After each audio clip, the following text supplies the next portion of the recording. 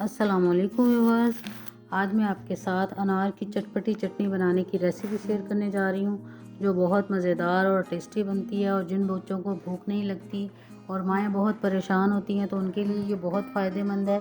अगर आप अपने बच्चों को हर खाने के बाद 1 चम्मच आप खाने के साथ देंगी, तो उनकी भूख खुल जाएगी और वो आपसे बार बार खाने की फरमाइश करेंगे। ये इतनी मज़ेदार और टेस्टी बनती है। तो चलिए फिर अपनी आज की इस रेसिपी को शुरू करते हैं। बिस्मिल्लाहिर्रहमानिर्रहीम। और इसको बनाने के लिए सबसे पहले मैंने एक अनार के ये दाने निकाल लिए और अनार व्यूअर्स मैंने खट्टा वाला लिया। इससे ये चटनी बहुत टेस्टी बनती है। और आप देख सकते हैं कि इनको मैंने अच्छी तरह से निकालने के बाद अब ये थोड़े से जो स्पाइसेस रखे हैं उनके साथ हम इसको तैयार करेंगे। तो इनमें सबसे पहले ये पुदीना ले लिया, थोड़ी सी हरी मिर्चें मैंने ले ली हैं और थोड़ी सी इमली ले ली है। इमली का हम पल्प डालेंगे और आधी पुदीने की गुट्ठी ली है और लहसुन भी आपके सामने बिल्कुल थोड़ा सा मैंने लिया है। तो सबसे पहले व्यूअर्स इसको हम मिक्सी जार में बनाएंगे, ताकि हम पानी के बगैर भी अच्छी तरह से इसको ग्राइंड कर सकें। ये छोटा वाला मैंने मिक्सी जार लिया और इसके अंदर ये पुदीना डाल रही हूँ सबसे पहले, और हरी मिर्चें डाल ली मैंने, और थोड़ा सा लहसुन डालने के बाद अब ये जो इमली मैंने आपको दिखाई थी उसी के बराबर इमली का मैंने पल्प तैयार किया हुआ पहले से, उसको डाल लेती हूँ इसके अंदर। और ये नीचे जो इसके छिलके थोड़े से हैं उनको मैं वेस्ट कर दूँगी।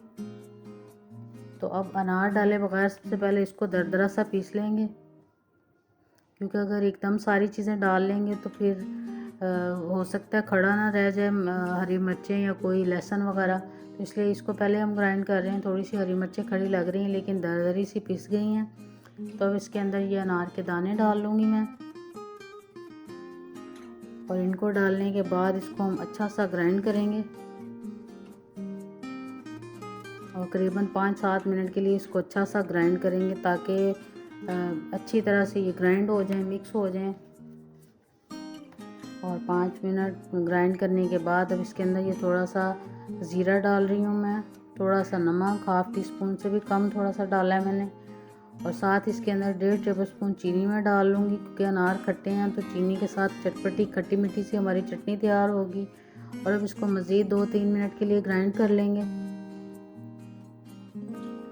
और अच्छी तरह से इसको ग्राइंड करेंगे तो ये बहुत ज़बरदस्त चटनी हमारी तैयार हो गई है।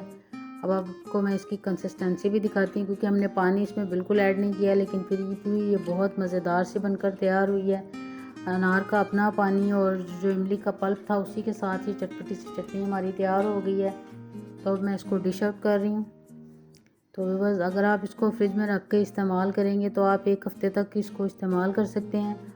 और साथ ही इसको आप पराठों के साथ, पकोड़ों के साथ, समोसों के साथ, टी टाइम स्नैक्स कोई भी हैं तो आप उसके साथ भी इस रेसिपी को एंजॉय कर सकते हैं।